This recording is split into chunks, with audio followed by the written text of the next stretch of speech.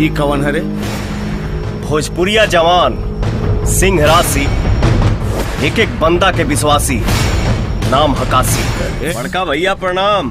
कौन बड़का भैया? केकर बड़का भैया रे? अतः हवे के?